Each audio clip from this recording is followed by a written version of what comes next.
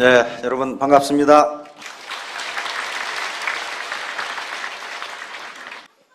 오늘 여기 많은 분들이 오셨는데 우리 사회에서 이 네트워크 마케팅에 대한 인식이 매우 부정적이기 때문에 과거에 가지고 있던 인식, 사고방식 그런 것을 다 씻어내지 않으면 이 사업으로 성공하기가 그렇게 쉽지가 않습니다.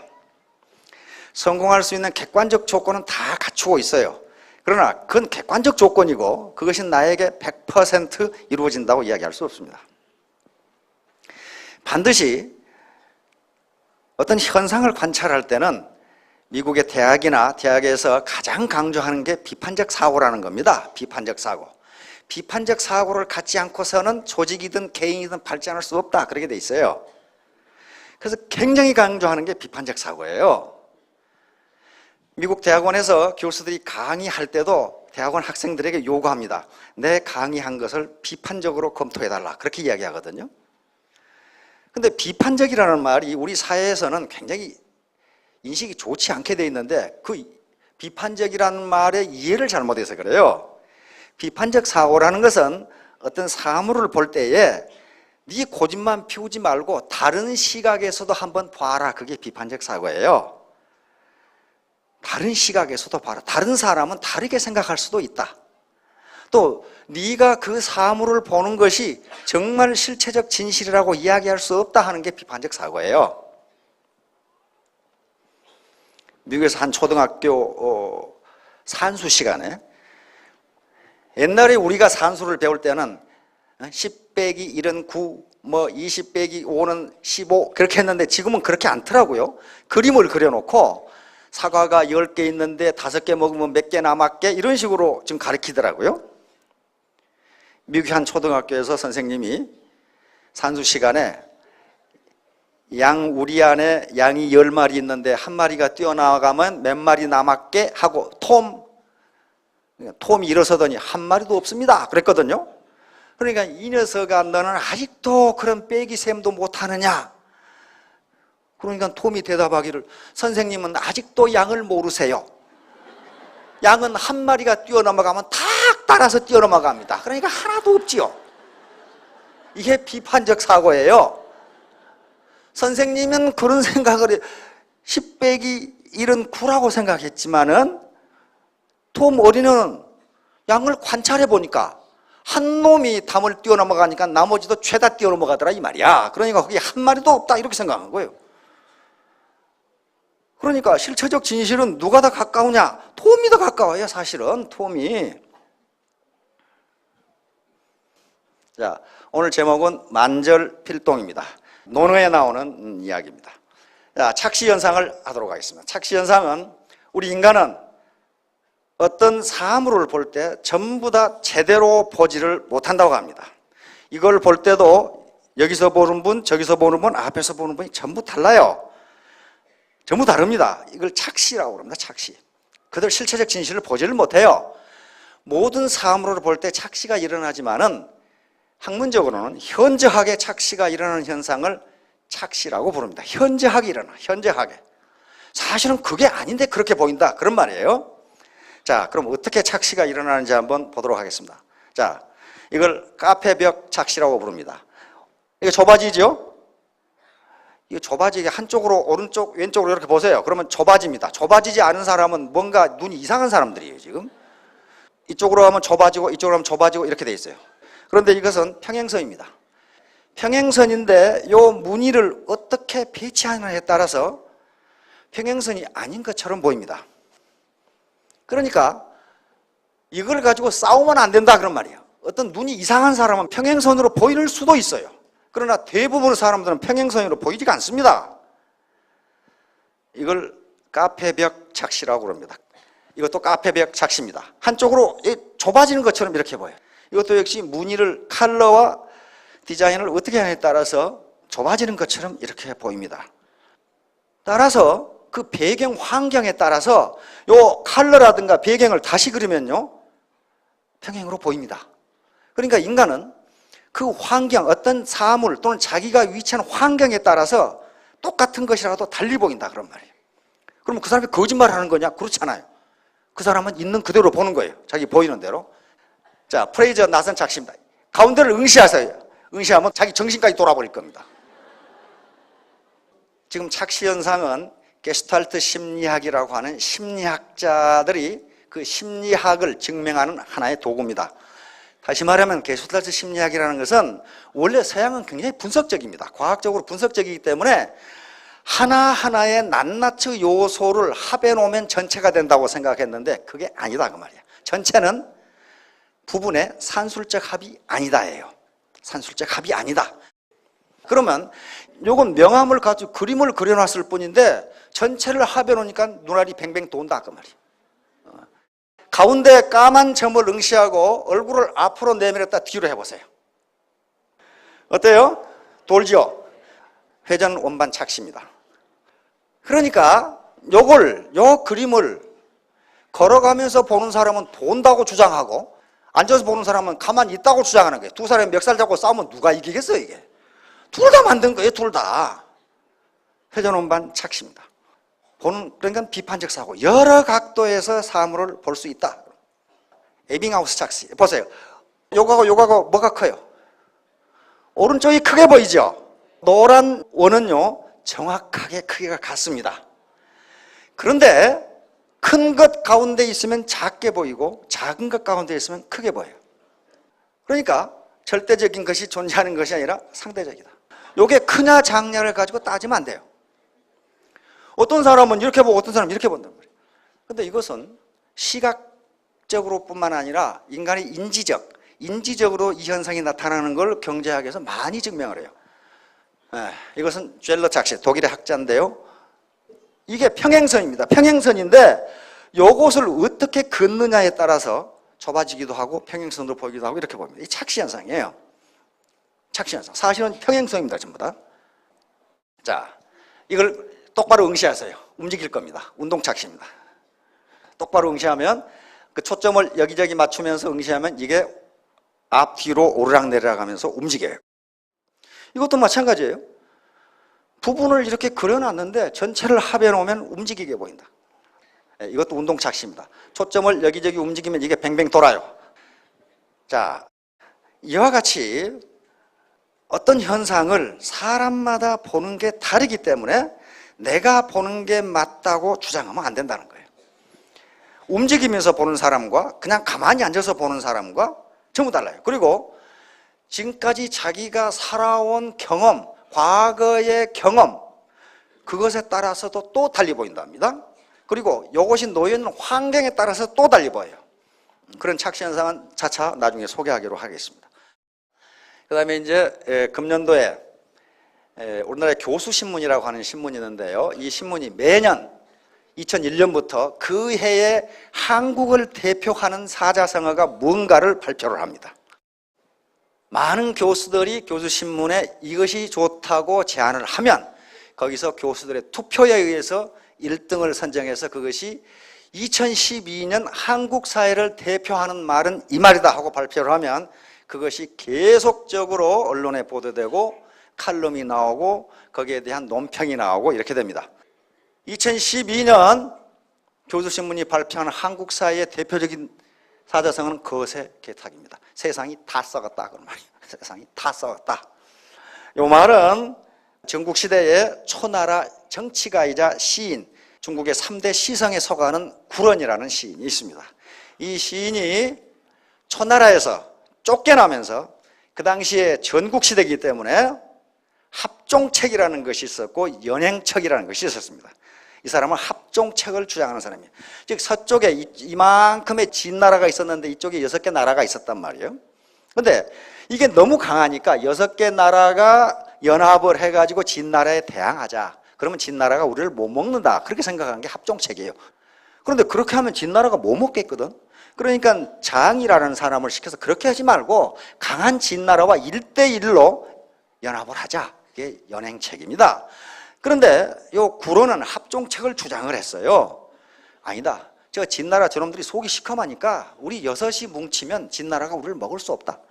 그런데 반드시 그때 누가 나타납니까? 뇌물을 먹은 간신배들이 나타나서 이 구론을 쫓아내고 연행책을 채택하면서 초나라가 망해버립니다. 그러니까 간신배들이 뇌물을 받기 시작하면 그리고 간신배들이 권력을 탐하기 시작하면 그 나라는 망하게 돼 있어요. 조선도 그랬고 고려도 그랬고 다 그래요.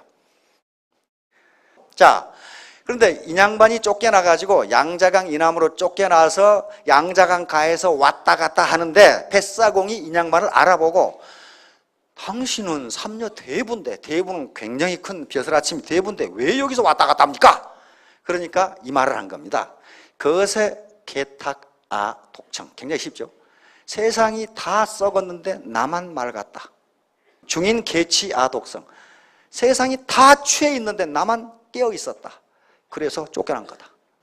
그럼 교수신문이 왜 이걸 1912년 대한민국 대표 사자성어로 했을까요? 우리 사회가 점점 썩어가기 때문입니다. 지난 4년 동안에 엄청나게 썩어버렸어요. 매년 국제 투명성 기구 TI라는 기구가 있습니다. Transparency International. 투명성 기구에서 그 나라가 얼마나 부패했는가를, 부패 지수를 매년 발표합니다. 그런데 지난 4년 동안에 우리가 39등에서 45등으로 떨어졌어요. 다시 말하면 계속 대한민국은 부패도가 심해지고 있다. 이렇게. 부패가 심해지면 결코 선진국이 될 수가 없습니다. 그래서 교수들이 교수신문에 이 사회를 개탄하면서 이렇게 썩어가지고 다 부패해가지고 어떻게 할 거냐 하는 그 얘기를 한 겁니다. 자, 애터미 경제연구소에서는 한 해 동안 여시구진을 사자성어로 했습니다. 여시구진은 시대 흐름에 맞춰서 함께 전진하자. 함께 굳자죠. 시대의 흐름에 맞춰서 함께 전진하자. 시대는 흐르는데 왕년만 찾고 있는 사람 치고 잘 되는 사람이 한 사람도 없어요. 내년에는 계산년입니다. 계산년은 재심합력으로 정했습니다. 재심합력은 후한서에 나오는 이야기입니다. 여러 사람이 마음을 같이해서 힘을 합하자. 그런 말이에요. 이 뒤에 다른 말이 있습니다. 재심합력 얘기익장이라는 말이 있어요. 후한서에. 우리가 비록 낱낱의 힘은 작았지만은 여러 사람이 한 마음으로 힘을 합하니 그 날카로운 기운이 점점 강해지더라. 그런 말이에요.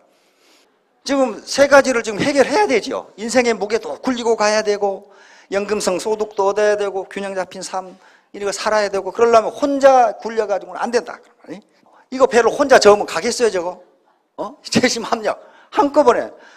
이것도 혼자 하면, 이게 백날 해봐요. 혼자 해가지고 되겠어요, 이게? 이렇게 하면 작품이 만들어집니다. 처음 오신 분들은 이 세 가지 의문이 항상 있습니다. 이 사업을 할 것인가 말까. 다시 말하면 이 사업이 할 만한 가치가 있냐. 여러분들 사기치는 거 아니냐. 이 문제가 있고, 두 번째, 만약 한다면 나 같은 사람도 성공할 수 있을까. 다시 말하면 내가 뿌린 대로 거둘 수 있느냐. 내가 고생만 진탕하고 돈은 앞에 줄줄이 선 놈들이 다 가지는 거 아니냐. 내가 뿌린 대로 거둘 수 있느냐. 이 문제가 있어요. 세 번째는 어떻게 할 것이냐. 이렇게 한다면 사업을 어떻게 하는 것이냐. 이 문제거든요. 이 문제가 해결이 돼야 돼요. 이 문제, 세 번째 문제는요. 계속적으로 사업을 해나가면서 스폰서라는 사람들이 존재하니까 점점 스폰서한테 듣고 자기가 개발해야 돼요. 가나는 나라님도 구제 못한다고 그랬습니다. 구제 못합니다. 자기가 해야 돼. 한 6가지 정도를 가지고 판단을 해서 요게 합당하다면, 애터미가 여기에 맞다면 사업을 하시고, 아니면 하나라도 여기서 빠져나간다면 하시면 안 돼요. 이건 애터미 사업뿐만 아니라 다른 구멍가게를 하더라도 마찬가지예요. 자, 합법성. 합법성은 설립과 사업 방법입니다. 이 회사가 법적으로 맞는 거냐, 그 다음에 아무리 법적으로 합법적으로 설립되었다 하더라도 사업 방법이 비합법적이면, 비합리적이면 그건 안 돼요. 법은 도덕의 최소한입니다. 그 다음에 두 번째는 경영자의 도덕성과 경영 능력이에요. 도덕성이 있느냐 하는 게 가장 중요하고, 두 번째는 아무리 도덕성이 있어도 경영 능력이 없으면 그건 사업가가 아니에요. 세 번째, 제품의 경쟁력입니다. 제품의 경쟁력은 세 가지입니다. 아이템 구성이 제대로 돼 있는 거냐는 거고, 품질, 가격 측면에서. 요게 좋은 걸 뭐라고 그러냐면은 사용가치가 교환가치보다 높다고 이야기합니다. 교환가치는 가격이에요. 가격보다 그 품질 또는 아이템, 이 가격이 내가 구매해서 얻는 만족도, 효용이 더 크다. 그런 말이에요. 그런 것은 팔리게 돼 있어요. 만족도가 가격보다 더 낮다면 그것은 강매가 됩니다. 강매. 수익구조. 즉 보상 플랜입니다. 내가 이렇게 물건도 좋고 아이템도 좋은데 판다면 내가 뿌린 대로 거둘 수 있느냐. 이 문제를 따져봐야 돼요. 이 문제를. 다섯 번째, 비용 부담입니다. 온갖 비용 부담. 진입비 내라, 네가 수당 받으려면 월간 얼마치 살아. 이런 게 있으면요, 배보다 배꼽이 커요. 마지막으로 비전이 있느냐는 거예요. 앞으로도 이 회사가 안 망할 것 같으냐, 그리고 생존하고 발전할 것 같으냐 하는 걸 따져보셔야 돼요. 이걸 신속하게 따져서 오케이 하신 다음에 사업을 하시되 하나라도 의심이 있다면 자세히 알아보기 바랍니다. 이제 만절필동으로 돌아가겠습니다. 일만 말자 꺾을 절자 반드시 반드필자 동으로 간다. 중국에는 큰 강이 3개가 있습니다. 제일 큰 강이 양쯔강, 장강이라는 양자강이고, 황하라고 하는 황하강이 있습니다. 이 가운데 회하라고 하는 강이 또 하나 있는데요, 우리 대한민국의 문명은 요 황하 문명입니다. 여기는 조건이 좋은데 여기는 조건이 나빠요. 근데 문명은 조건이 나쁜 데서 반드시 발전했어요. 도전과 응전이라고 하는 그런 거죠. 그런데 이 황하강 굉장히 구불구불하게 흐르는데, 공자가 어느 날 황하강을 유심히 보고 있으니까 그 제자인 자공이라는 사람이 선생님, 물에서도 배울 게 있습니까? 이렇게 물어본 거예요. 그래서 공자가 자기 제자인, 자기 10대 제자 중 한 사람입니다. 자공에게 대담한 말이 순자에 기록되어 있습니다. 뭐라고 기록되어 있냐면은, 물에서 배울 게 9가지가 있다, 이렇게 이야기해요. 첫째, 덕이다. 물은 모든 생물을 살리는데 자기는 아무것도 안 했다. 근데 사실은 물이 없으면 생물이 다 죽어. 그런데도 자랑하지 않는다. 이게 덕이 아니냐. 두 번째, 은은 물이 흘러갈 때 바위가 있으면 바위하고 싸웁니까? 바위를 피해서 가요. 그렇죠? 장애물이 있으면 장애를 피해서 가요. 그러니까 나무가 다투지 않아. 이건 의라고 할 수 있다. 세 번째, 도. 황하가 어떻게 흘러갑니까? 힘차게 흘러가요. 힘차게. 이건 도다. 네 번째, 용.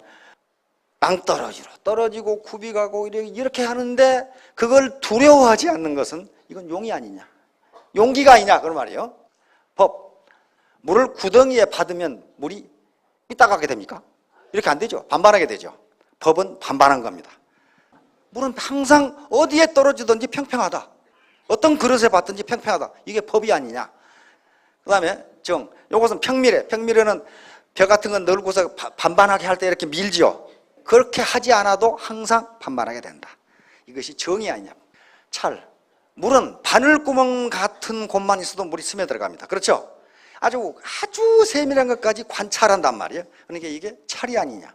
선은 물이 들어오면 어떻게 됩니까? 더러운 것이 씻어져요. 깨끗하게 됩니다. 그렇죠? 깨끗하게 되니까 이것은 백성을 선화시키는 것이 아니냐, 선하게 만드는 것이 아니냐. 여기서 선을 배우라. 지는 100번을 구부러지고 낭떠러지에 떨어지고 그래도 결국은 바다로 간다. 이것이 의지가 강한 것이 아니냐, 그 말이에요 지금. 그래서 물은 이와 같이 9가지 덕이 있기 때문에 큰 물을 보면 인간이 이런 걸 배워야 된다, 이렇게 자공에게 얘기하는 겁니다. 자기 10대 제자 중에 한 사람이에요. 우리 삶의 과정이 만절필동입니다. 일만만자 꺾어질 절자 반드시 동으로 간다. 중국의 땅은 이렇게 서고 동저로 되어 있습니다. 그래서 반드시 저쪽에서 양자강이나 황하강이 우리 서해, 중국에서 황해라고 그러죠. 중국에서 동해라고 합니다. 이쪽으로 흘러가도록 되어 있어요. 그런데 우리 삶 자체가 성공했다가 무너졌다가 망했다가 또 뭐 일어났다가 갈등이 있었다가 화해했다가 여러 가지로 꺾어지고 무너지고 다시 일어났다 넘어지고 이러는데, 의지만 곧다면, 의지만 강하다면 필통, 반드시 바다에 간다. 넓은 세상으로 갈 수 있다. 그 말이에요 지금. 그런데 물이, 황하가 그렇게 힘차게 흘러서 끝까지 바다까지 가는데 물 한 방울은 흘러갈 수가 없어요.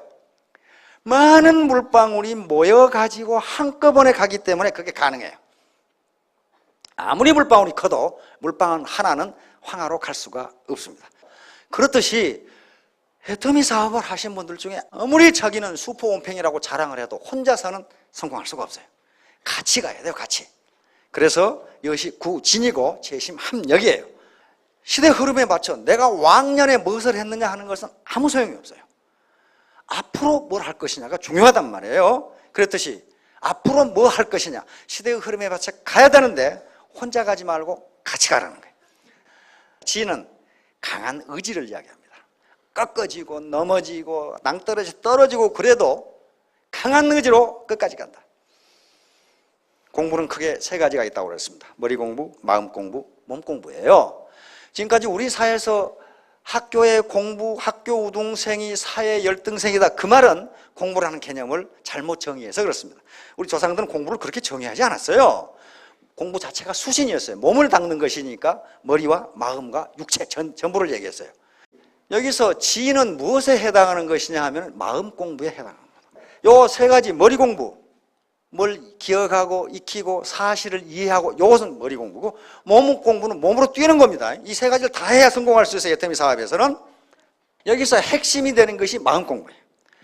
마음이 제대로 되지 않으면요, 머리 공부도 안 되고 몸 공부도 안 돼요. 자기가 확실히 성공하겠다는 의지가 없는데 뭘 공부를 하고 뭘 뛰겠어요. 그래서 이게 전제가 되지 않으면 삼천대기 되기가 힘들어요. 안 됩니다. 자, 그럼 어떻게 할 것인가? 이게 지인데 가장 우선적인 게 요거예요. 구체적이고 확고한 꿈이 있어야 돼요. 이게 없으면요, 이게 목표고 비전인데 이게 없으면 뭘 하시겠다는 거예요. 내가 3년 만에 2천대기 되겠다, 3천대기 되겠다, 월천대기 되겠다는 확실한 꿈이 있어야 돼요. 반드시 그게 이루어진다는 것은 무슨 선언적이거나 선동적인 게 아닙니다. 그것은 이미 학문적으로 증명된 거예요. 믿으면 믿은 대로 되리라. 그 얘기예요. 그러니까 반드시 이게 있어야 됩니다. 목표를 정하는 데는 스마트 원칙을 적용해야 한다고 제가 강조를 했죠. 스마트 원칙. 이것은 대기업이나 관공서에서도 이 원칙에 따라서 목표를 정합니다. 스마트 원칙. S는 스페시픽, 구체적으로 정해야 돼요. 구체적으로, 애매하게 나는 3년 만에 부자가 될 거다. 그건 목표가 아니라는 거예요. 구체적으로 나는 3년 만에 3천대기 되겠다, 1천대기 되겠다. 이게 구체적인 거란 말이에요. M은 measurable. 이것은 측정 가능해야 돼요. 나는 영어를 잘하겠다. 이건 목표가 아니라는 거예요. 나는 토익을 980점을 맞겠다. 이렇게 해야 된단 말이에요. 구체적으로. 그래야 980점을 맞든지 800점을 맞든지 이래야 될 거 아니에요. A는 액션 오리엔티드. 그것이 행동으로 나타나야 된다. 나는 부모님께 효도를 하겠다. 그게 애매하잖아요. 그게 뭐가 효도인지. 그렇게 하지 말고 나는 매일 부모님께 전화를 드리겠다. 행동으로 나타내야 된다. 그래야 자기가 목표를 달성했는지 안 했는지 알 거 아니에요. 이건 리얼리스틱, 현실적이에요. 실제적으로 그게 가능해야 돼요. 가능해야 된다. 예를 들면 3년 만에 3천대기 되겠다는 가능해요. 그러나 3년 만에 1억대기 되겠다. 이건 불가능한 거예요. 그렇게 안 돼 있거든. 마지막 T는 타임 바운디드입니다. 반드시 시간 제한을 줘야 돼요. 언제까지라는 시간 제한이 없으면 그 목표가 아니에요. 그 평생 그렇게, 그건 목표가 아닙니다. 그래서 반드시 확고한 꿈이 있어야 되고, 그 다음에 뒤에 있는 것은 요것은 이제 자기가 꿈을 이루겠다는 간절하게 원하는 것. ardent desire. 간절하게 내가 이 꿈을 이루겠다. 자, 그래서 그게 바로 미래는 자기가 만들어가는 겁니다. 자기가 만들어간다 하는 것은 여러 사람, 여러 현자들이 하는 얘기입니다. 미래를 예측하는 최상의 방법은 미래를 창조하는, 피터 드라카가 오늘날 현대 경영학을 만든 분입니다. 95세까지 집필을 하셨고 교수를 하시다가 그대로 돌아가셨어요. 그런 분이야. 앨런 케이, 미국의 세계적인 컴퓨터학자죠. 미래는 만드는 것이다. 덕분은 잘 아시죠? 미래학자입니다. 미래가 아직 오지 않은 것이 아니라 우리가 아직 만들지 못했어. 자기 미래는 자기가 만들어야 된다. 인간은 과거는 어떻게 할 수가 없어요. 과거를 내가 어떻게 합니까? 지나간 일을. 그러나 미래는 자기가 어떻게 할 수가 있어요. 언제부터?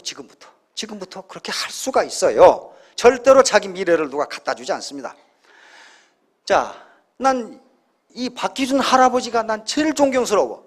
이 양반 지금 정정하시죠. 이 경찰관이 더 늙었는지, 경찰서장이 이 양반이 더 늙었는지 모르겠어요. 우리나라 100세예요, 100세. 그런데 앞에 하신 말씀 보세요. 사람이 희망을 잃지 않고 하고자 하면 못할 일이 없다는 걸 보여주고 싶었다. 특히 젊은이들에게 널리 지전했어요. 그러니까 기자가 물었어요. 아니, 100세 할아버지가 뭐 하시려고 오토바이 면허증, 자동차 면허증 뭐 하시려고 땁니까? 그랬더니 기자한테 그랬어요. 사람이 희망을 가지고 하면 못할 것이 없다는 걸 내가 젊은 놈들한테 보여주려고 그랬다. 이런 용기만 가지신다면 여기 계신 분들은 다 젊은 놈들이지. 그렇죠? 폴 마이어. 요 양반은요, 노숙자였습니다. 집이 가난해서 고등학교밖에 못 나왔어요. 우리 같으면 깡통 들고 걸식을 하는데, 아니 어느 날 새벽에 잠을 자는데 어떤 놈이 벤츠를 몰고 앞으로 쓱 지나가. 깜짝 놀랐어요. 그래가지고 결심을 했어. 아니 어떤 놈은 이 세상에 태어나서 깡통 들고 걸식하고 어떤 놈은 벤츠 타고 다니고, 이게 뭐냐 이게야. 나라고 벤츠 타지 말라는 법이 있느냐, 이렇게 결심하는 거예요. 그래가지고 보험 세일즈맨이 되려고, 세일즈맨 되려면 회사에 취직을 해 세일즈맨이 되려고 그러는데 아무도 안 받아줘. 왜냐면 이 사람이 말더듬이거든. 세일즈맨은 말을 유창하게 해야 되는데 그것도 보험 팔아먹으려면 말더듬이야. 그러니까 한 회사에 취직이 됐는데 한 3일 만에 쫓겨나 버렸어. 말을 시켜보니까 도듬도듬해. 근데 이 양반은 쫓겨날 때마다 인사부장한테 큰 소리를 쳤습니다. 당신은 후회할 거요. 당신은 세계 제일의 보험 세일즈 왕을 지금 쫓아내고 있는 거요. 이랬단 말이에요. 그게 뭐예요? 자기 자신감이에요. 자기에게 자신감을 주는 거예요. 그러다가 57번째 회사에 취직을 하는데 단 1년 만에 미국 보험 세일즈 왕이 됩니다.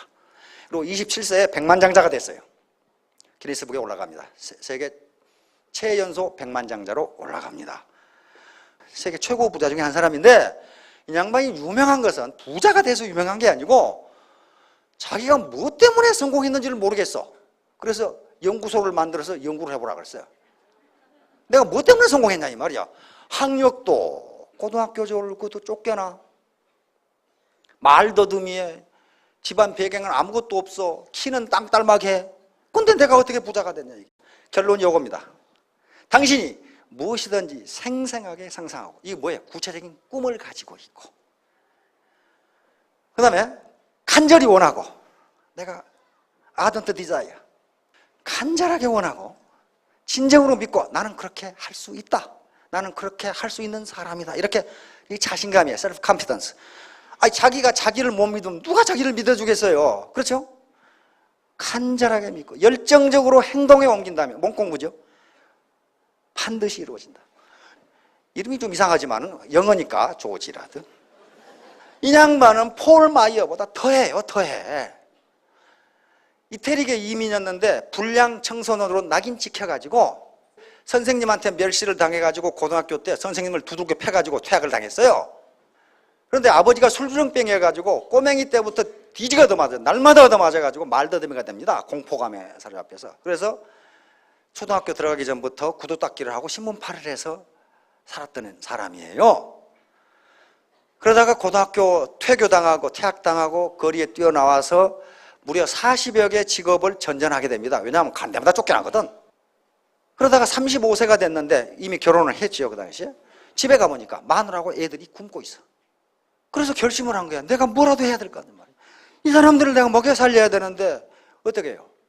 그래서 자동차 세일즈맨으로 들어갑니다. 들어가는데 아무도 안 받아줘.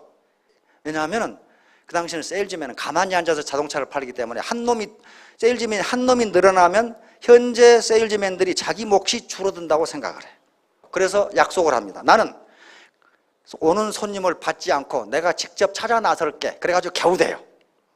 그런데 이 양반이 결국 세일즈맨으로 들어간 그 해부터 세일즈왕이 돼버려요. 그래서 연 12년 연속으로 기네스북에 올라간 인물입니다. 그래서 백만장자가 됐고, 지금은 자동차를 만든 헨리 포드와 함께 미국 자동차 명예의 전당에 나란히 올라있는 사람이에요. 그런데 이 양반이 한 얘기가 있어요. 훌륭한 세일즈맨이 되기 위해서는 간절히 원해야 된다. 절실한 것은 이루어진다. 간절히 원하는 마음이 강할수록 세일즈에 필요한 행동이 일어나. 그러니까 머리 공부가 안 돼 있어도 내가 반드시 이 자동차를 팔아야 내 마누라와 자식을 먹여 살린다 그랬더니 요놈한테 어떻게 팔 것인가 하는 방법이 나오더라 그런 말이에요. 지금 나를 진정한 세일즈맨으로 만들어준 것은 바로 그 간절히 원하는 마음이 있었기 때문이다. 모든 것은 간절히 원하면 통하게 돼 있다. 이게 결론이에요. 이 말을 자꾸 하면서 이 사람 자서전을 읽어보면 요게 없으면 내가 뒤에 세일즈 테크닉을 이야기할 텐데 요건 읽을 필요도 없다 그렇게 돼 있어요. 포기하는 것이 곧 실패다. 이 양반이 중소기업 때 이 말을 했어요. 중소기업에서 무슨 연설을 하니까 기자가 물었어요. 당신이 그래 초등학교도 졸업하지 못한 사람이 어떻게 성공했느냐, 그 성공하는 비법이 뭐냐 그렇게 물었어요. 그러니까 대답을 이렇게 했어요. 아니 그거야 실패한 데서 그치고 마니까 실패하게 되는 것이다. 성공하는데 계속하면 이게 맞는 얘기야. 이게 비가 올 때까지 기후제 지내버리니까 똑같단 말이야, 이게 지금. 그러니까 원팽이가 나올 때까지 계속 해버리면 성공한다. 마쓰시다 고노스케가 한 얘기입니다. 이 양반은 아주 일본에서는 지난 1000년간 가장 위대한 경영자로 설문조사하면 꼭 이 양반 1등이 나와요. 왜냐하면은 성공할 조건이라는 하나도 없는 양반이에요. 이 양반 자서전 읽으면 그런 게 있어요. 나는 3가지 조건 때문에 성공했다. 하나는 배우지 못했고, 2번째는 가난했고, 3번째는 건강이 안 좋았다. 그게 왜 성공 조건이 됐냐 그랬더니 나는 배우지 못했기 때문에 항상 배우는 자세로 일했다 그랬거든요. 그리고 나보다 더 많이 배운 사람을 항상 갖다 썼다. 2번째, 난 돈이 없었다. 가난했다. 그래서 돈이 얼마나 귀한 것을 알았다. 셋째, 나는 건강이 안 좋았다. 그래서 혼자 독불장군으로 일하지 않고 항상 어울려서 협력해서 일하려고 노력했다. 그래서 난 성공했다 그랬어요. 그러니까 어떤 객관적 조건이 있지만 그 객관적 조건을 어느 측면에서 보느냐에 따라서 그 가치가 달라진다니까요. 자기가 옳다고 주장하면 안 돼요. 다르게 보는 사람이 있거든요. 네, 폴 마이어죠. 이 사람 똑같은 얘기했어요. 인생에서 실패한 사람의 90%는 진짜로 실패한 것이 아니라 다만 그만두었을 뿐이다. 그만둔 거예요. 이 양반 에디슨 잘 알죠? 우리들의 가장 큰 약점은 포기하는 것이다. 성공하는 가장 확실한 방법은 한 번 더 시도해 보는 것이다. 에디슨의 자서전 보면 그 대목이 나옵니다. 뭐라고 하냐면 나는 평생 실망시켜들어서는 안 될 뿐을 갖게 되었다. 그렇게 돼 있어요. 어머니를 실망 안 시켜드리기 위해서 그렇게 열심히 노력하고 공부를 한 거예요. 그런 분을 하나 갖게 됐단 말이에요. 자, 이제 용기인데, 용기는 롤로 메이라는 사람 정신분석학자입니다. 용기는 생존과 발전을 하는 데서 필수 조건이다 그랬어요. 생존과 발전. 내가 살아남고 앞으로 발전하는데 being and becoming 그랬거든요. 필수 조건이다. 그런데 용기를 4가지로 했습니다. 육체적 용기는 아시죠? 전쟁터에서 총 들고 나가는 용기입니다. 도덕적 용기. 이것은 도덕적 용기는 옳은 걸 옳다 하고 옳지 않은 것을 옳지 않다고 할 수 있는 용기입니다. 사회적 용기는 나하고 친한 사람 말고 안 친한 사람, 다시 말하면 내 연고가 있는 사람 말고 모든 사람과 친하게 지낼 수 있는 용기, 이걸 사회적 용기라고 그랬어요. 창조적 용기는 옳지 않은 것을 옳게 만들 수 있는 용기. 그거 쉽지 않아요. 이제 덕입니다. 공자가 본 물은 생이무이였습니다. 모든 사물을 살리는데도 자기가 아무것도 안 한 것처럼 있는 것, 이게 덕이다. 노자는 도덕경에 상선약수라고 그랬습니다. 선 중에서 가장 높은 선은 물과 같은 것이다. 왜? 물은 낮은 데로 흐르고 모든 생물을 살리는데 자기가 자랑하지 않기 때문에. 논어에 있는 얘기입니다. 덕불고 필륜이. 덕은 애롭지 않다. 반드시 이웃이 있다. 그런 말이고요. 상덕부덕. 노자 도덕경에 있는데 상덕부덕 시유덕, 하덕 불실덕 시무덕. 이게 굉장히 역설적인데 아 맞다 하는 생각이 들어요. 상덕은 가장 높은 덕은 덕이 아닌 것 같으나 덕이 있고, 이게 뭔 말이냐 하면은 아이젠하워 원수를 보면 잘 아는데요. 아이젠하워 대통령이 됐을 때 가장 적세적소의 인물을 장관이나 그 자리에 임명을 합니다. 그러면 간섭을 안 해. 그래가지고 뭔가 잘 되면 기자들이 대통령한테 기자회견을 하면은 아 내가 한 거 아무것도 없고 그 사람이 잘해가지고 그랬다고. 그러니까 많은 사람이 먹고 사는데 내 덕이 아니고 자기들이 열심히 해서 그렇다. 상덕은 덕이 아닌 것 같은데 덕이 있고, 하덕은 불실덕 시무덕. 덕을 잃지 않으려고 하는 것이 이로써 덕이 없다. 그 말은 무슨 말이냐면 너희들이 먹고 사는 게 다 내 덕이야, 내 덕. 그 말은 내 덕을 알아주라. 내 덕을 잃어버리지 않겠다. 그 말 아니야. 그러면 덕이 없는 놈이다. 그 말이야. 진짜로 덕이 있는 사람은 저놈이 잘해서 그랬어. 내 부하가 잘했어. 나 아무것도 한 거 없는데. 이 사람은 진짜 덕이 있는 사람이다. 그 말이야. 그러나 너희들 말이야. 내 덕에 먹고 사는 줄 알아. 그런 놈은 실제로 안에 덕이 없다. 그런 말이야. 우리 특히 원정주의 문화 한국 사회에서 덕이 있는 사람, 덕이 없는 사람이 인간 전체를 평가하는 기준이 됩니다. 머리가 좋다, 양심적이다, 의지가 곧다, 그걸 몽땅 합해서 덕이 없다. 그렇게. 이거 대학입니다. 이냥 대학 교수이기 때문에. 한 클래스에, 집단이 아니라 한 A 클래스에는 똑같은 강사를 소개하는데 이 강사님은 지적이다. 교수님이니까. 아니, 교수가 지적이 아니면 안 되죠. 지적이다. 그 다음에 아주 숙련되어 있다. 교수도 강의도 잘한다. 인더스트리얼스. 굉장히 근면하다. 따뜻하다. 결의가 굳다. 실용적이다, 신중하다 이렇게 소개를 했고, 클래스 B에는 다른 건 다 똑같은데 다 똑같은 얘기는 차갑다는 말이 들어있어요. 자, 그렇게 해놓고 각 클래스 학생들에게 그 강사를 평가하도록 했습니다. 이 강사는 네가 받은 인상이 뭐냐? 이렇게 평가했더니 집단에 의해서는 이 사람이 지적이고 숙련되고 이건 다 없어지고, 요 따뜻하다는 것이 전체적으로 영향을 미쳐가지고 이 강사를 굉장히 긍정적으로 평가하더라. 클래스 B에서는 요것이 전체적으로 영향을 미쳐가지고 지적이고 나발이고 요놈은 아주 나쁜 놈으로 평가를 하더라고요. 그러니까 사람의 어떤 첫인상을 평가할 때 그 사람의 평균으로 평가하지 않는다 그런 말이에요. 그래서 요 집단 B에서는 차가운이라는 말이 전체적으로 영향을 미쳐가지고 이 사람을 굉장히 부정적으로 평가하더라 그런 말이에요. 그래서 솔로몬 애쉬는 결론을 내립니다. 이것이 중심 특성이다. Central Characteristics. 그래가지고 따뜻한 차가운 그 말 대신에 다른 말을 넣어봤어요. 공손한, 퉁명스러운. 이것도 반대 말이죠. A 클래스에서는 이 사람은 공손한 사람이다. B 클래스에서는 이걸 퉁명스러운 사람이다. 근데 이런 걸 집어넣는데도 다른 것에 영향을 주지를 않아. 다른 것에 영향을 안 줘. 지적이다, 스킬풀하다, 그 다음 이 양반이 인더스트리어스하다, 부지런하다, 굉장히 결의가 굳다, 그런 것에 영향을 안 주는데 따뜻하다, 차갑다는 말은 결정적으로 영향을 주더라. 그래서 이 두 단어, 여러 단어를 집어넣어서 해봤는데 그 사람이 따뜻한 사람이냐 찬 사람이냐가 전체에 영향을 주더라 그런 말이에요. 결론적으로 얘기하면 인간은 선천적으로 착시현상이 있습니다. 모든 물체를 볼 때 착시가 일어나는데 강하게 일어나는 착시가 있어요. 내가 보는 것을 다른 사람은 달리 볼 수 있다. 이걸 인정해 줘야 돼요. 이렇게 하지 않으면 내통이 안 됩니다. 이것을 비판적 사고라고 그랬어요. 또는 비판적 시각. 동일한 현상을 다양한 각도에서 한번 보자. 그게 비판적 시각이에요. 애터미 사업은 혼자 하는 게 아닙니다. 결코 혼자 못해요.